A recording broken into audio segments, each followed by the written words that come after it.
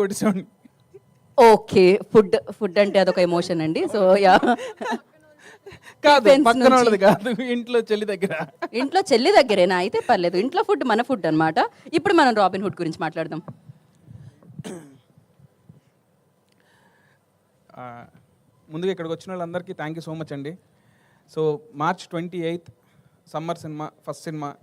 డెఫినెట్గా నేను కాన్ఫిడెంట్గా నేను ఆర్ఆర్తో చూసుకున్నాను అండి సినిమా. నేను చాలా కాన్ఫిడెంట్గా ఉన్నా సినిమా బ్లాక్ బస్టర్ కొడతామని. ఎందుకు అంటే బేసిక్గా నాలోనే ఒక పెద్ద క్రిటిక్ ఉన్నాడండి. నాకు మామూలుగా అందరూ గ్యాప్ వచ్చింది, చాలా టైం పట్టింది అంటారు కదా. సో నాకేంటంటే నాలోనే చాలా పెద్ద క్రిటిక్ ఉన్నాడు. ఏది ఒకసారి చేస్తే సాటిస్ఫాక్టరీ అనిపించదు, అరే ఇదేంటి ఇలా ఇలా ఉంది, మళ్ళీ చేద్దాం అని చెప్పి రీవర్క్ చేస్తానండి. నాకు దీనికి చాలా మంచి టైం కూడా దొరికింది. So I strongly believe this is my best work till date. So ఒక సినిమా సక్సెస్ అవ్వడానికి చాలామంది కారణం ఉంటారండి.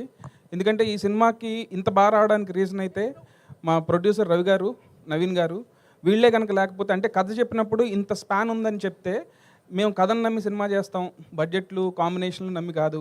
సో నీకు కథ నచ్చింది మాకు, సో నీకు ఎంత స్పాన్ ఉన్నా ఓకే అని ఇప్పటి వరకు నో క్వశ్చన్స్ ఆస్క్డ్ అండి. So thank you so much Ravi sir and Naveen గారు. సో మీరు లేకపోతే మాత్రం సినిమా ఇంత బాగా వచ్చేది కాదు, నేను ఇంత కాన్ఫిడెంట్గా ఉండేవాడిని కాదు సార్. అండ్ ఈ సినిమాకి నాకు ఫస్ట్ నుంచి బ్యాక్ బోన్ ఎవరంటే నితిన్ అన్న. సో అంటే ఆయన కూడా అంతే, నన్ను ఎంత బిలీవ్ చేస్తారంటే స్క్రిప్టు ఒకవేళ నేను ఫస్ట్ సినిమా ఓకే అయిన తర్వాత స్క్రిప్ట్ చెప్పినా కూడా కొన్ని సీన్లు చెప్పకపోయినా సరే లేదు నువ్వు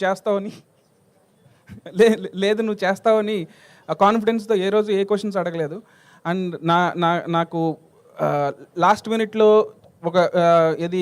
ఈ సినిమాలో హీరోయిన్ చేంజ్ అన్నప్పుడు కూడా, చేంజ్ అయిన సిచ్యువేషన్ వచ్చినప్పుడు కూడా నేను లీలాని అప్రోచ్ అవ్వగానే తన విని అసలు బ్లైండ్గా ఈ సినిమా చేస్తున్న వెంకి, డెఫినెట్గా నాకు ఈ సినిమా కథ నచ్చింది and I love your direction అని చెప్పి సినిమా ఓకే చేసినందుకు Leela thank you so much Leela. And నేను రాజేంద్ర ప్రసాద్ గారికి చిన్నప్పటి నుంచి చాలా పెద్ద ఫ్యాన్ అండి. మా నాన్నగారు కూడా ఆయన సినిమాలు తీసుకెళ్ళేవాళ్ళు అన్ని సినిమాలకి. సార్ ఈ సినిమా మాత్రం మిమ్మల్ని ఊహించుకొని రాశాను sir. Jon Snow character Janardhan Sunnipenta నుంచి ఆయన ఏజెంట్ జాన్ స్నోగా మారి ఈయన ఎంత ఫన్ చేస్తారనేదే సినిమాలో మీరు అందరూ చూడాలండి. అండ్ ఒకటి మాత్రం కాన్ఫిడెంట్గా చెప్తున్నాను అండి, ఈ సినిమా సక్సెస్ అయితే నా టీమ్ ఆఫ్ టెక్నీషియన్స్, నా టీమ్ ఆఫ్ ఆర్టిస్టులు అందరూ పార్ట్ అండి. సినిమా ఏదైనా తేడా జరిగితే నేను ఒక్కడనే కాదు, మీరందరూ నన్ను వేసుకోవచ్చు. ఎందుకంటే నేను అంత కాన్ఫిడెంట్గా ఉన్నా సినిమా డెఫినెట్గా బ్లాక్ బస్టర్ కొడుతున్నాం అనే కాన్ఫిడెన్స్ ఉంది నాకు. సో సినిమా సక్సెస్కి నా వెనకాల ఉన్న వాళ్ళు, నా టీం డిఓపి శ్రీరామ్ గారు, నా ఎడిటర్ కోటి అండ్ నా music director GV Prakash and నా ఆర్ట్ డైరెక్టర్ రామ్ కుమార్ గారు, ఇలా నాతో పాటు ఉన్న మా ఏడీస్ అందరూ కూడా చాలా బాగా కష్టపడ్డారండి. Thank you so much. మీరు అందరూ March 28 చూడండి. ఈ సినిమాలో ఫన్ను ఉంటుంది, అట్లాగే మీరు సర్ప్రైజ్ అయ్యే ట్విస్టులు కూడా చాలా ఉన్నాయండి.